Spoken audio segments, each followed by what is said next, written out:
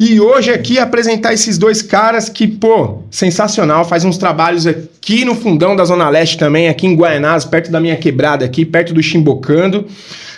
Show de bola. Eu quero apresentar para vocês hoje Felipe Guto. Parabéns, gente. Ó, os caras são sensacionais e eu vou pedir para eles se apresentarem aqui, por favor. Felipe Amaro, você aí que é o dono da empresa aí, diga pra gente quem é você, da onde você veio e o que você tem feito, querido. Maravilha, muito feliz de estar aqui no Chimbacast. É isso? Chimbacast, decorei o nome. Prazer, Daniel, parabéns aí pelo programa e toda a sua produção, os meninos que nos atenderam super bem, né? Está aí me acompanhando hoje, minha esposa tá ali nos bastidores, gravando tudo, né? Daqui a pouco vamos apresentar o meu querido amigo Guto Santos também, mas eu sou o Felipe Amaro, sou produtor de eventos, sou produtor musical, produtor artístico, sou professor de canto, teclado, violão, bateria. É pouco currículo. Pouca coisa, trabalhamos com música há mais de 20 anos. Temos uma escola de música aqui em Guaianazes, onde nós atendemos a todo mundo aqui da comunidade também. Legal, e uma produtora de eventos que vocês vão conhecer daqui a pouquinho. É isso aí. E o nosso brother aí, o Gutão. Fala aí, Gutão, quem é você, meu amigo? Boa noite, sou o Guto Santos, cria de Guaianazes. Aê! Vindo da Bahia pra cá, mas cria de Guaianazes. Né? Mas é baiano, de que lugar da Bahia? Sou baiano, sou lá de Muritiba. Caramba, cara. Fiquei uma cidade de Feira de Santana, em Cruz das Almas. Da hora. E você tá aqui desde quando, Gutão? Olha, eu tô aqui desde 1 ano de idade. Desde um ano. Você veio novinho, cara. Você é paulista, meu, praticamente. Nasceu mas aqui. 5 anos lá, 5 anos aqui, 10 anos lá. Então você vai lá pra resenha e tal. Né? Legal, A gente não legal. pode perder as origens, Não né? pode, jamais. Os Guaianazes é, como que se diz, né? Quem bebe dessa água não consegue nunca mais deixar. Então. Aqui é um bairro muito querido, né, cara? Aqui eu tenho feito questão de trazer o que tem de melhor aqui, cara. E vocês, com certeza, já estavam na minha lista aí, porque é o que eu falo aqui no canal Chimbocando, no Chimbacast. Aqui é resenha da gente, né? A gente quer sim chegar num pessoal que já tá lá grandão e tudo mais, mas dá honra àqueles que correram com a gente. E o Felipe, é uma grande honra ter você aqui. Obrigado pelo privilégio de ter você aqui, meu irmão, porque você sempre prestigiou minhas xaropice também. A gente criou lá o Antiqua, né? O Espaço Antiqua, e o Felipe sempre com a Kézia dando uma moral, participando de tudo, e aquele cara que não vinha por grana, não, o Gutão. Você não estava nessa época com a gente aqui, mas o Felipe, quando ele ouviu a ideia, a gente foi numa resenha, né, de ver um imóvel lá e tal, e a gente, num bate-papo, o Felipe no outro dia já veio aqui conhecer o espaço, e aí eu falei de um plano que eu tinha de trazer um espaço diferente aqui para Guaianazes, e ele abraçou a ideia porque ele ama esse lugar, ama as pessoas daqui, e é um cara muito relevante aqui no bairro, então parabéns. E me fala aí, Felipe, de qual é o esquema do Guto. Hoje ele tá numa trajetória já com você na produtora, mas antes até de falar do Guto, vamos entrar na escola de música. Fala pra mim da sua escola de música, quando ela foi criada, porque é um trabalho incrível que você tem, cara. Na verdade, a escola de música, eu vou contar rapidez aqui como que surgiu a escola de música. Tá. Né? Eu sempre trabalhei com música, sempre amei. Comecei a cantar na igreja com 8 anos, certo, né? E com 12 anos já comecei a dar aula. Olha aí. Com 12 anos, sem saber nada. As pessoas olhavam pra mim e falavam assim, ensina aquele povo ali a cantar. Que legal. Ensina. Eu falei, mas eu não sei. Falei assim, não, mas ensina o que você sabe. Eu falei, então, o que não sei e eu não sei, então vai todo mundo aprender nada comigo. Mas aí Deus já estava me moldando para ser quem eu sou hoje. Legal. Né? Então, com 12 anos, eu comecei a liderar grupos na igreja, ensinar o pessoal a cantar, ensinar o pessoal a tocar já.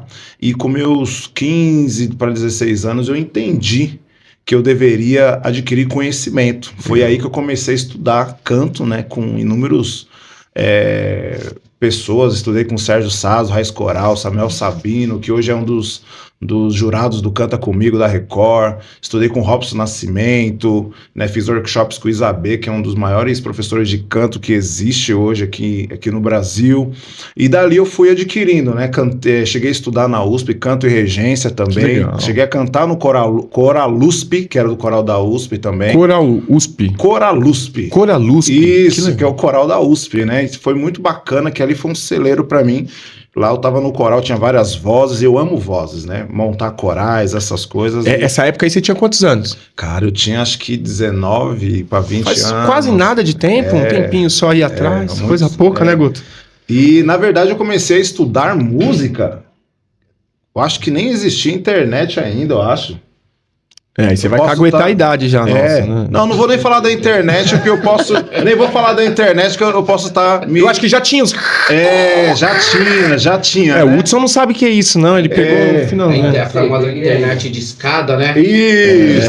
A internet não, mas eu lembro muito bem que eu sempre falo isso nas minhas palestras, né? Eu falo para meus alunos, eu estudava, não tinha YouTube, não tinha o tio Google, não tinha essa galera para você pesquisar. Hoje tá fácil, hein, meu? Eu tinha que ir pra biblioteca, olha que interessante. Olha essa que história. legal. A Cora Coralina ali embaixo, em Guaianazes, eu tinha que ir lá para estudar música. Ali na pracinha, perto da Batista? Isso, a Cora Coralina ali, eu tinha que ir lá, e na época só tinha 2 livros de música ou 3.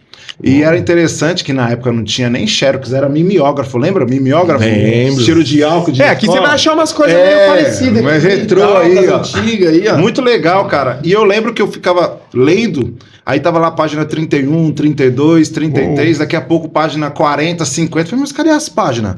Os músicos na época arrancavam e levavam pra estudar. Olha, velho. Entende? Então o conteúdo que nós tínhamos para estudar era biblioteca ou naquelas livrarias de sebo, lembra? Sei. Para estudar. Tem algumas ainda. Existe. Sempre São Galeria Paulo do Rock, mas em alguns lugares ainda tem. Tem uma aqui pertinho, aqui numa banca de jornal, que não é a banca de jornal, mas é um sebo lá. Ali, ó. Na estação antiga, cara. Tem até uma estátua do Teixeira. Verdade. Ali, eu sei qual que é. Então eu falo pra essa galera hoje em dia, que hoje a pessoa não estuda porque não quer, que tem tudo na internet. Então a minha época foi essa. Então eu comecei a estudar, comecei a fazer trabalhos, né, na igreja, depois eu fui fazer uns trabalhos no bairro. E aí um dia eu sempre trabalhei, mas de final de semana eu trabalhava com música. Bem legal contar isso daí. Legal. Que eu acho que é super interessante. Fica à vontade, eu vou falar aqui pra vocês, olhando aqui ó, na câmera, vou falar pra você que é músico, você que tem vontade de viver de música, essa história é pra você. Né? Eu já falo que eu sou um privilegiado de viver de música. Olha aí. E viver de música no Brasil hoje não é tão simples assim. Não é. Na época que eu comecei, era a época do Orkut ainda. Uou! Né? A galera nem sabe o que é Orkut hoje, é MSN, né?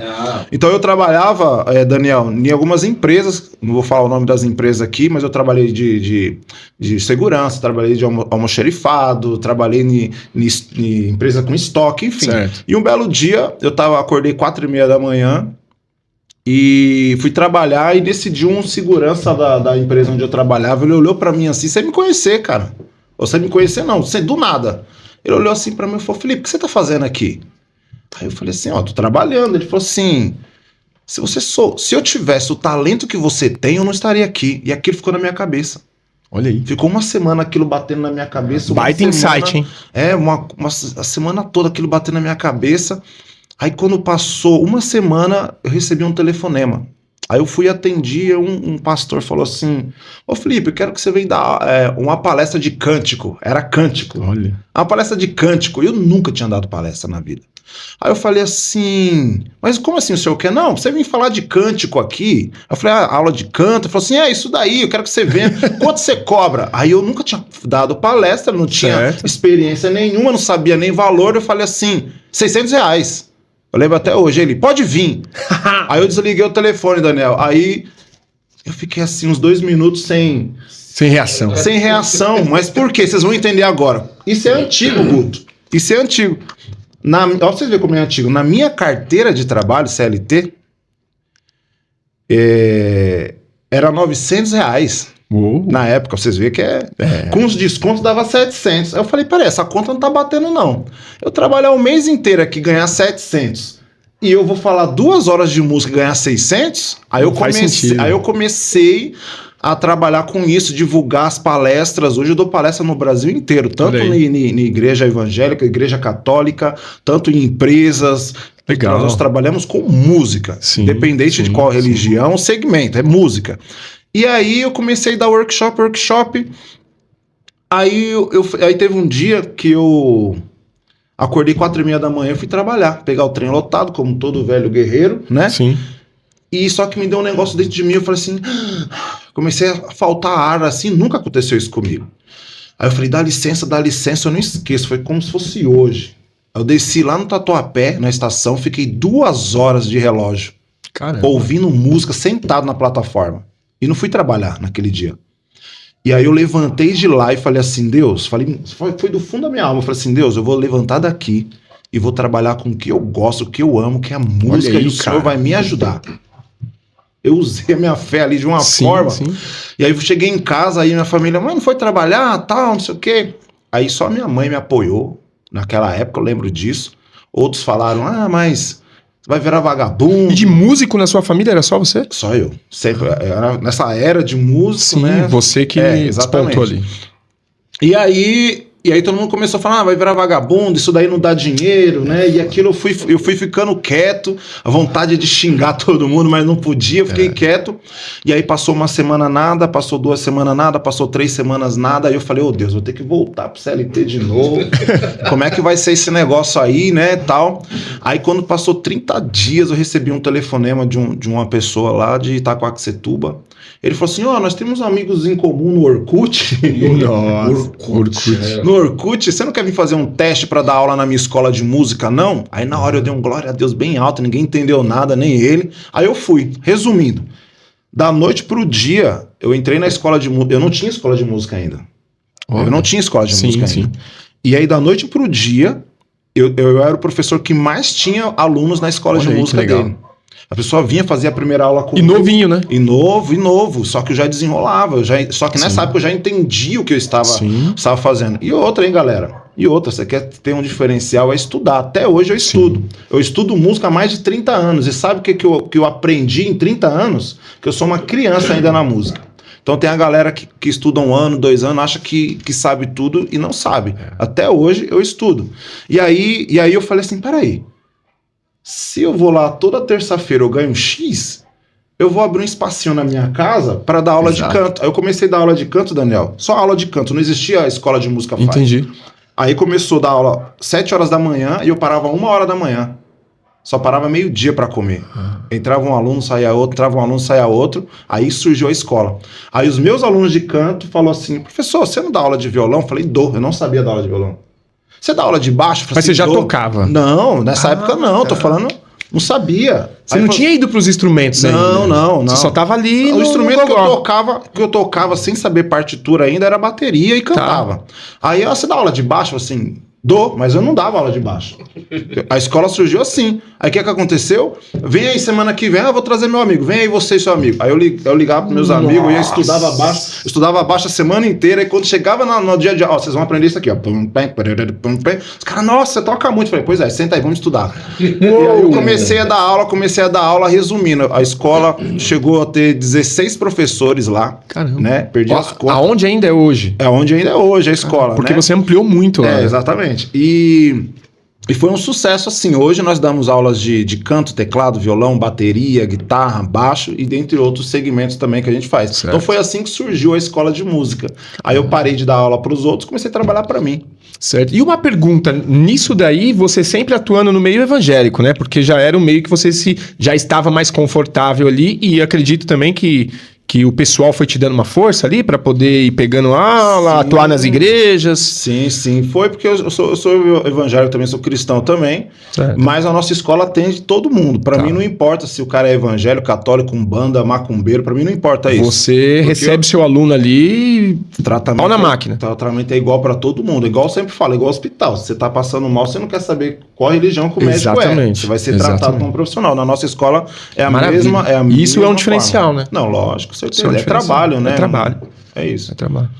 E qual que foi a sua pergunta que eu não entendi? Não, era só para saber se nesse seu começo, se a igreja de alguma forma ela te incentivou a você ir, porque hoje você não só hoje, mas já há algum tempo que eu te conheço, e você sempre foi muito atuante nas igrejas, Sim. palestrando e cuidando da voz de pessoas lá, porque você é um especialista de voz também, né? Isso, Você dá aula...